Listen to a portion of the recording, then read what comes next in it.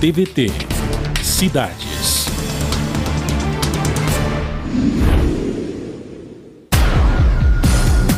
Olá, muito boa noite para você que estava com a gente até bem pouco tempo aqui no Jornal da Rádio Brasil Atual e que a partir deste momento nos acompanha no quadro TVT Cidades, o TVT Cidades, que é dentro do Jornal da Rádio Brasil Atual e que além da rádio também é transmitido no YouTube da TVT e no YouTube da Rádio Brasil Atual. Hoje, em nossos estúdios, aqui na Avenida Paulista, a Celinha Assunção, ela que é educadora social e promotora cultural e também pré-candidata a vereadora pelo Partido dos Trabalhadores na cidade de São Paulo. Celinha Assunção, prazer te receber aqui no TVT Cidade, seja muito bem-vinda. Obrigado pela oportunidade, a TVT Notícias, fiquei muito feliz de estar aqui com vocês hoje, é um prazer. Maravilha. Celinha, então vamos falar então um pouco da Celinha Assunção. Para quem nos escuta na Rádio Brasil Atual, que nos acompanha nas redes sociais do YouTube da Rede TVT e também da Rádio Brasil Atual, quem é a Celinha Assunção? Bom, Celinha Assunção, eu sou mãe, né, moradora de São Miguel Paulista, sou ativista dos movimentos sociais. Desde os meus 15 anos eu aprendi muito, né, a conviver, né, com os movimentos. Eu tenho uma referência muito importante que é o Paulo Teixeira, que é o nosso ministro hoje do MDA. E então, assim, a Celinha Assunção é essa mulher que vai ser sempre uma referência nas lutas sociais. Agora, Celinha, você, ao longo da tua história, enfim, da tua militância, inclusive, você desenvolveu vários trabalhos como educadora social, como promotora cultural. Conta um pouquinho pra gente de como é que foi esse período na tua vida, Celinha. Então, acho que foi espontaneamente, né? O meu marido é músico e nós, desde jovem, nós cantávamos muito, assim, nas nossas comunidades, né? E aí, interagindo com os movimentos sociais e participando do movimento de mulheres, nós organizamos o Sarau das Mulheres, que hoje ele percorre o estado. Nós já fomos no Sesc Itaquera, no Sesc Belenzinho. Eu já organizei a Noite do Brega, que é uma ideia. A Noite do Brega, ela é um, como é que fala? É um encontro, né, da intergeração. A gente une as músicas antigas, né, dos nossos pais, as minhas também, né, claro, e ajudam, né, assim, os músicos. É um encontro maravilhoso, mas resgatando as músicas bregas mesmo, né, o Daí José, por aí. Vanderleia, então assim, um encontro muito alegre, muito feliz. Então, maravilha. Já fizemos acho que 10 encontros e a gente articula com os restaurantes, os bares, e os músicos são pagos pelos restaurantes, então a gente articulou vários encontros desse maravilhoso. Então tem o Sarau das Mulheres, a Noite do Brega, e nós já fizemos também muitas atividades nas praças, né? Eu organizei em São Miguel, e a minha ideia é levar para a cidade. A gente fez a feira de orgânico, mas nessa feira tinha músico, tinha economia solidária e tinha artesanatos, né? Então as mulheres ali organizava essa feira. Nós fizemos por 2 anos. Aí entrou a pandemia, nós paramos, né? E aí, dali para lá, a gente não se organizou mais. Mas a minha ideia é fazer na cidade esses encontros, usar as praças para a gente trazer os artistas, trazer a música, trazer a alimentação saudável, né? Então, são atividades que me dá prazer de realizar, né? Celinha, vamos falar então, você, educadora social, promotora cultural, e de uma região específica aqui da nossa capital, de uma atuação na Zona Leste, né? São Miguel. São Miguel, pois bem. Vamos falar disso, dessa atuação especificamente. A gente sabe, uma cidade como São Paulo é gigante, é imensa. Como é que é essa questão de políticas públicas chegando na periferia da cidade, cidade gigante, extremos muito diferentes? Como é que é essa questão da cultura, do lazer na periferia da cidade de São Paulo, Celinha? Eu olho para a minha região e também olho para a cidade. Então, a falta de política pública, principalmente na periferia, nessa área cultural, ela é muito difícil de chegar, né? Por exemplo, nós temos uma casa de cultura que não temos, é muito difícil ter atividade cultural. Ela fica de difícil acesso para a comunidade. Então, os jovens eles vão se organizando, né? Então, hoje tem slam nas praças, né? Tem hip hop, tem muitas atividades que não é o poder público que promove, é mesmo a própria comunidade, né? Então, eu olho para minha comunidade e acho que acredito, né, que as políticas públicas na área da cultura precisa ser realmente implantada, né? No governo Haddad, nós levamos várias artistas para a nossa região. Nós tivemos várias ações culturais, nós movimentávamos a cultura de verdade, né? Então, quando você tem um governo progressista, você pode dialogar, você pode levar a política pública. E depois de um tempo para cá, com os governos, né, hoje, atual principalmente, nós não tem nada na nossa região e acredito que na cidade inteira também não esteja, né?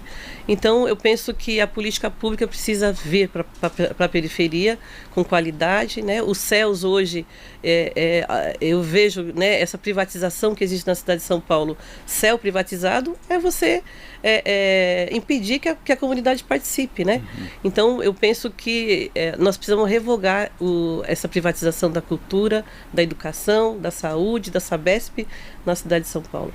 Celinha, você está falando dessas atividades que precisam muito da articulação com as subprefeituras também e a organização dos movimentos populares, até para fazer pressão também nas subprefeituras. Como é que está a tua relação com esses movimentos populares, essas associações, e como é que se deu esse processo na subprefeitura da tua região? Então, quando eu fui chefe de gabinete, né, na gestão Haddad, e eu penso que os movimentos eles participavam mais, né? Hoje eu vejo as subprefeituras muito acuadas, né, no atendimento aos movimentos sociais. Não vejo mobilização, porque eu acredito que os movimentos eles não veem esse governo como promotores da política pública e nem da participação social. Então, as subprefeituras hoje elas precisam ser mais propositivas, mais abertas, mais articuladas com a comunidade. Elas precisam ir até a sua comunidade, né? Então, eu penso que a subprefeitura hoje, elas não tem um papel importante, ela tem um papel político. Acho que tudo ali virou política, né? E a política pública não é a fazer política, é você implementar a política, né? Celinha, o TVT Cidades tem o objetivo de discutir cidades na sua integridade, problemáticas, desafios, porque não apontar soluções. E a gente pede a participação das pessoas quando os convidados vêm aqui, os pré-candidatos, pré-candidatas, e já começou a chegar a participação aqui. Tem a Elizabeth Clementino, da boa noite, parabeniza pela entrevista, Magna Lupe Crispim, parabenizando pela entrevista, o Xavier. Ele fala, meu paciente não chegou, estou aproveitando para assistir, deve ser trabalhador da saúde. Henrique Domingos da boa noite, e falando da sua coragem enquanto mulher de se colocar à disposição. Tem mais a Marcela Assunção, dizendo que você é uma mãe maravilhosa, guerreira, trabalhadora.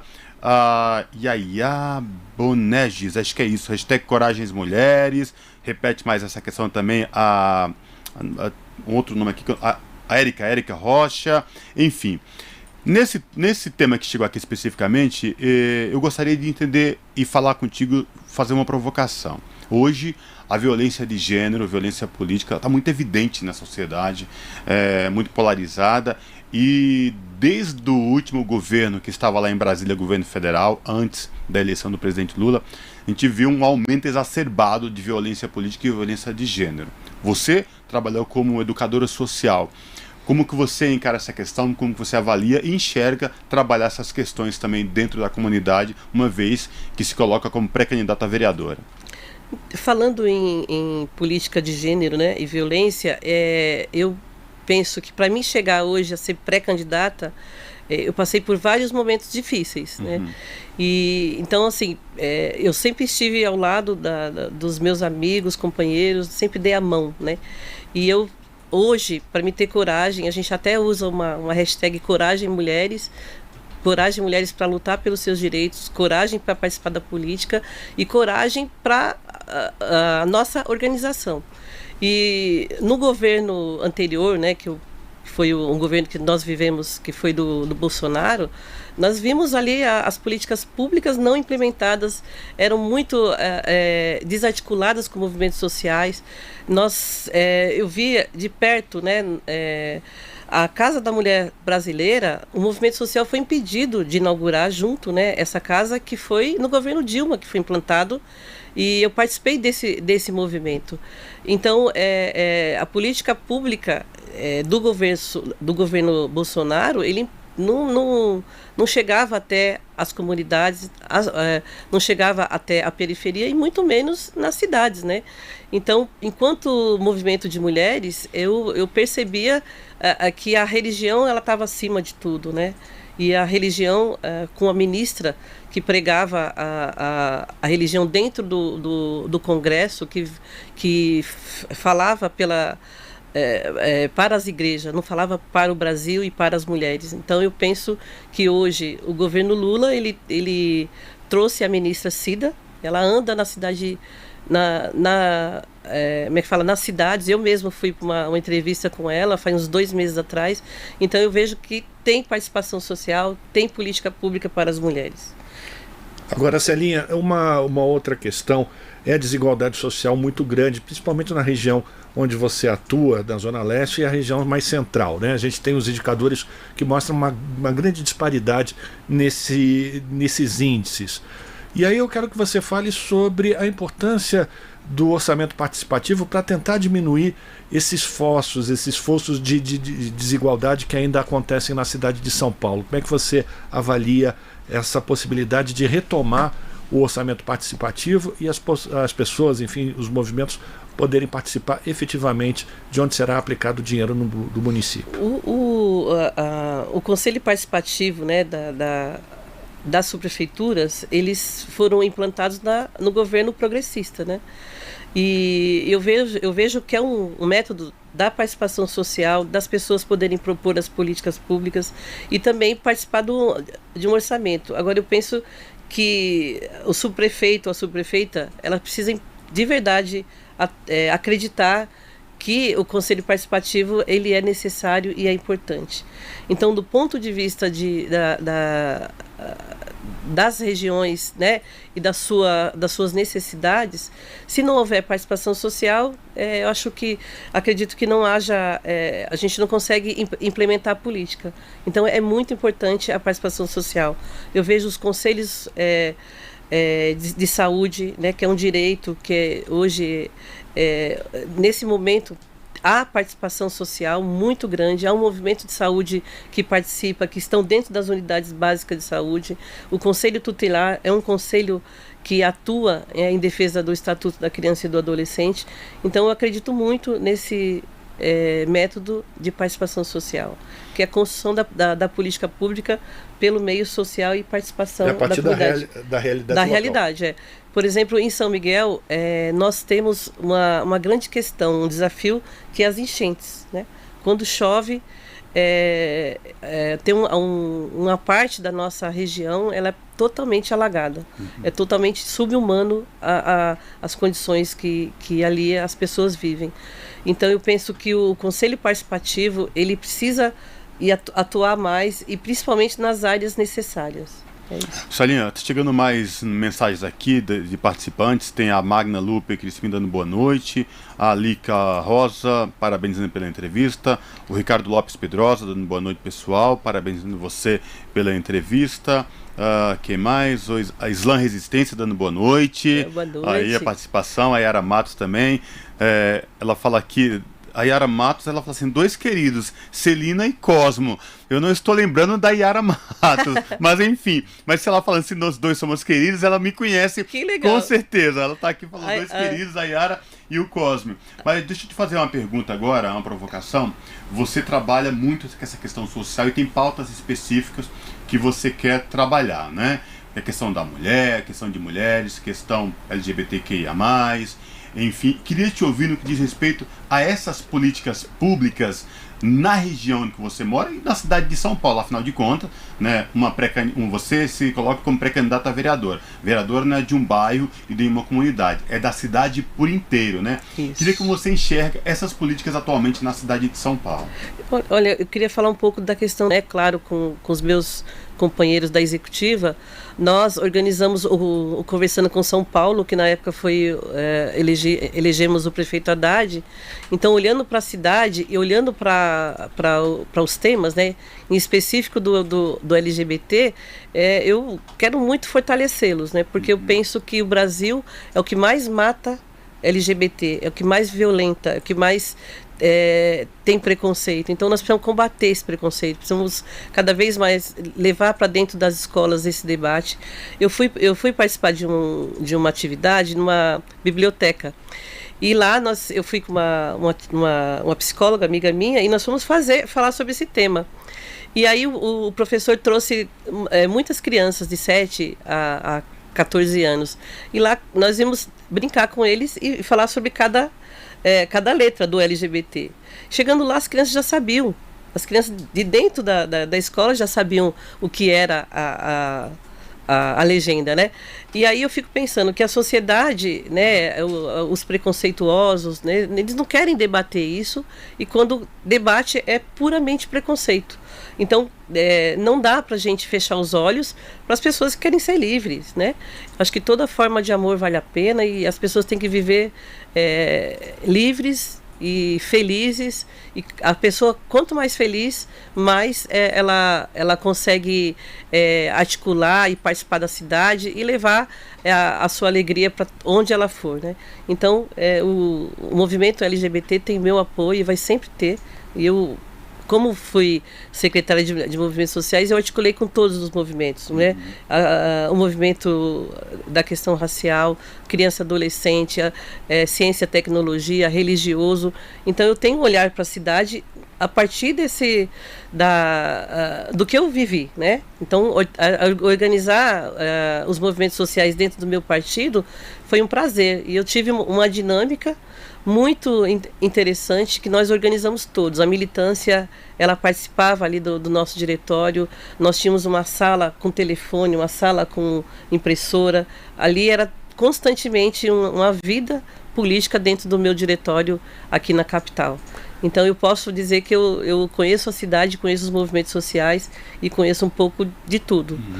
Agora, Celinha, vamos falar um pouco de mobilidade. Como é que você avalia que está essa questão para a Zona Leste, para essa integração da Zona Leste com toda a cidade de São Paulo, e se você apoia esse projeto de fazer a tarifa zero? Olha, eu apoio, e a tarifa zero ela veio mesmo do movimento, né, do PT, a tarifa zero, né?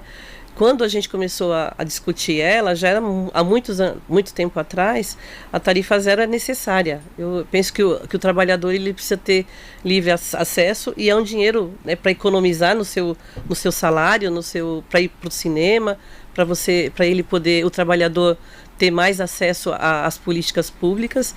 E eu penso que é necessário a tarifa zero, né? O movimento já há muito tempo que já luta por a tarifa zero na cidade de São Paulo. Eu penso que nós não devemos abrir mão, né? E a tarifa zero aos domingos, que hoje ela existe, mas foi de um processo que nós já discutimos na cidade de São Paulo. Agora ela precisa ser implementada no nosso governo. Celinha, o meu colega fez essa provocação no sentido da mobilidade e transporte da tarifa zero, mas também a gente entende que uma cidade como São Paulo, que é o maior terceiro orçamento do país, só perde para a União, só perde para o estado de São Paulo, e vem como o terceiro cidade que mais arrecada, tem recursos. E a gente sabe que esse guarda-chuva ele se inclui em toda a sua plenitude, e aí falta educação, moradia, saúde. Eu queria te ouvir no que diz respeito à questão da saúde pública na cidade de São Paulo. Reclamações constantes da população que falta especialidades médicas, falta remédio nas unidades básicas de saúde, filas gigantescas em atendimento. Como vereadora, como pré-candidata a vereadora, como os parlamentares da casa podem ajudar essa questão? A gente sabe que o papel de um vereador dentro do legislativo é cobrar, é fiscalizar, é propor projetos de lei, mas enfim, ele também pode ser um agente atuante especificamente firme quando essa política pública que é tão essencial, que é a saúde, falta lá na ponta para a população. Olha, eu fico muito indignada no que está acontecendo com a cidade de São Paulo. A falta de direção política, a falta de capacidade desse governo de cuidar da saúde da população, e principalmente a população mais pobre. No momento que nós vivemos a Covid-19, foi um momento muito terrível, né? Milhões de mortes. Depois veio agora a dengue, a epidemia da dengue, e as pessoas ficam de 6, 9 horas para ser atendido. Então, a falta de preparo, a falta de entender, no momento que a dengue estava crescendo na cidade, as mortes acontecendo, esse governo devia se preparado para poder atender essa população. E então, todo dia no noticiário é uma vergonha as UBSs não conseguir atender a nossa população. É uma vergonha as UPAs 24 horas não conseguirem dar conta.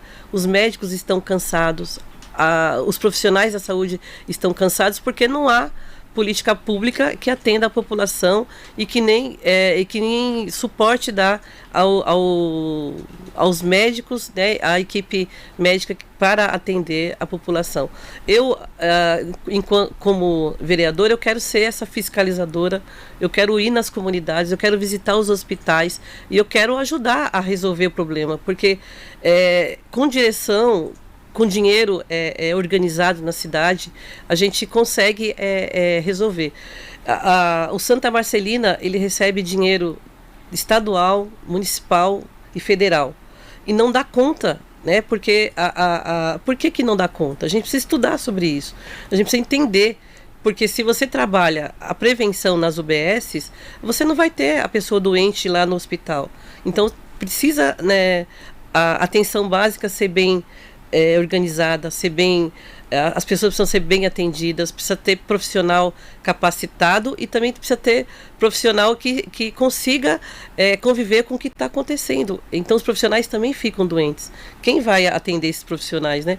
Então eu penso que na cidade de São Paulo o financiamento da saúde ele precisa ser reorganizado, precisa ser totalmente voltado também para a prevenção.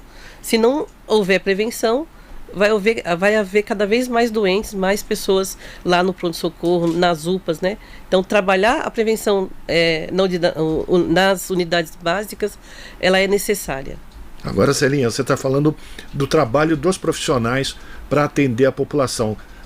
Eu queria que você falasse sobre a importância do funcionalismo público nessas áreas, principalmente essas áreas que são tão fundamentais. Eu penso que o funcionário público, hoje, na maioria, né, principalmente na saúde, eles estão sobre as OSs, né? Então os salários de quem é OS é mais alto do que de quem é funcionário público, de quem está nas unidades básicas da saúde, de quem está nos hospitais ainda como funcionário público. Se não houver investimento em profissionais da saúde, precisamos ter mais e mais funcionários, mas precisamos ter também concurso público. E precisamos também formar, né? Nós precisamos ter na cidade de São Paulo, e nós temos. Eu acho que eles são mal aproveitados. Precisam ser valorizados, ter salários dignos para que eles também consigam atender a nossa comunidade com qualidade, né? Então, o profissional que não recebe um salário digno, ele com certeza ele vai ser desmotivado, ele não vai conseguir atender e fazer aquilo que ele precisa fazer. Agora, Celinha, tem outro ponto muito importante também aqui na cidade de São Paulo, enfim, como eu já falei, que tem um dos maiores recursos do país, que é a questão de moradia digna para a população. E a gente sabe que nos extremos da cidade isso faz muito falta, essa falta de política pública que é levar moradia digna para a população, isso é presente. Se no centro a gente já percebe isso, imagina na periferia da cidade de São Paulo. Eu também queria te ouvir sobre essa questão tão importante e como é que a gente chega numa situação tão complicada como essa na cidade de São Paulo, que tem recurso, inclusive, para trabalhar essa questão de trabalhar moradia digna para a população e cuidar de quem mais precisa, que é a população em situação de rua. Eu penso que nós, no nosso governo, né, no governo progressista, foi o momento que mais houve, né, participação nos movimentos sociais de moradia, onde foi implementado a política pública, né, com qualidade na cidade de São Paulo. O governo ouvia a nossa comunidade, nossos movimentos sociais na área da habitação, e na cidade de São Paulo, com tantos prédios, né, com tantos espaços vagos, né, abandonados, há condição de fazer moradia digna para todos. Eu penso que o morador hoje, que ele se encontra na rua, ele precisa de políticas públicas e ser tratado com dignidade.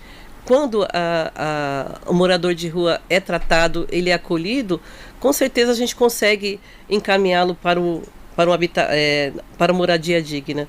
E se o Boulos ganhar na cidade de São Paulo, eu tenho certeza que vai ser implantado, vai ter um diálogo bem maior e um acolhimento bem maior para os moradores de rua da cidade de São Paulo.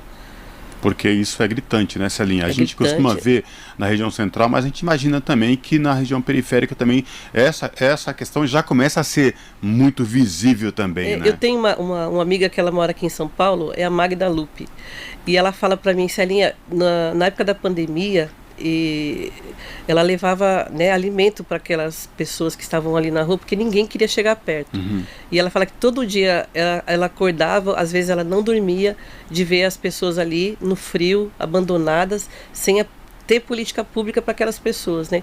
Então, nós precisamos fazer um debate na nossa sociedade para combater esse preconceito que há para os moradores de rua. E quando ela falava para mim, eu sentia assim no olho dela as lágrimas, dizendo que as pessoas tem muita gente que tem preconceito, muita gente não chega perto, muita gente não quer saber, porque as pessoas se individualizam muito, né, sem tocar e sem olhar para aquela pessoa que está ali, sem entender o motivo, né? A assistência na cidade de São Paulo, hoje ela abandonou, né? Hoje foi implantados nas regiões os hotéis. Esses hotéis, eles não passaram por um edital, eles não passaram pelo olhar do servidor público que ali trabalha no seu CRAS. Então, as pessoas passam pelos hotéis e vão embora. Então, não há política pública constante, né? Hoje eu quero falar um pouco da assistência e eu quero falar dos trabalhadores da assistência.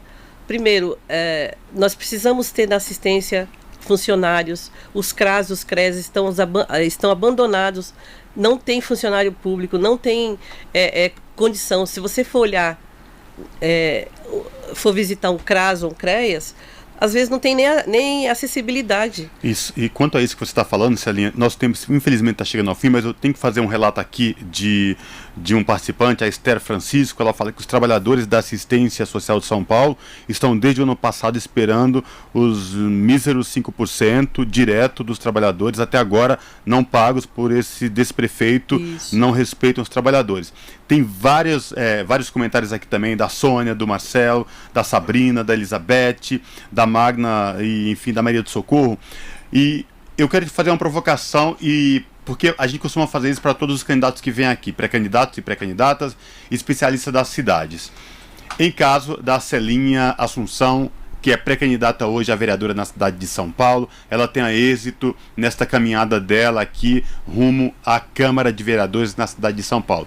A Celinha é eleita vereadora. A partir de janeiro de 2025, qual seria a principal medida ou uma das principais medidas? 1 minuto. A minha principal medida seria essa questão que a Esther falou. Junto com os trabalhadores da assistência, lutar para esses trabalhadores serem valorizados. há mais de um ano o secretário da assistência não paga os trabalhadores. O Ricardo Nunes, ele deixou a desejar. Então, a pergunta é, onde foi parar esse dinheiro que não pagou os trabalhadores há mais de um ano? Então, a primeira questão minha seria essa, trabalhar essa questão na assistência social. Perfeito. Celinha Assunção, obrigado pela tua participação aqui no TVT Cidades. Boa sorte na tua caminhada. A gente espera te receber aqui, quem sabe, em uma próxima oportunidade. Obrigado, viu? Eu que agradeço a oportunidade. As mulheres têm poucas oportunidades e eu tive essa e eu agradeço muito. Muito bem, com a participação da Celinha Assunção, a gente vai terminando mais uma edição do TVT Cidades, que teve trabalhos técnicos aqui de Fábio Balbini, na TVT do Alexandre Seles, do Adilson Freitas, do Guilherme Dias, do Enzo Casemiro, na produção a Larissa Borer, na apresentação Cosmo Silva e eu, Rafael Garcia. A todos que nos acompanharam até agora, um forte abraço. E amanhã, a partir das 5 da tarde, mais uma edição do Jornal Brasil Atual e às 18, TVT Cidades. Até lá! Tchau! Obrigada.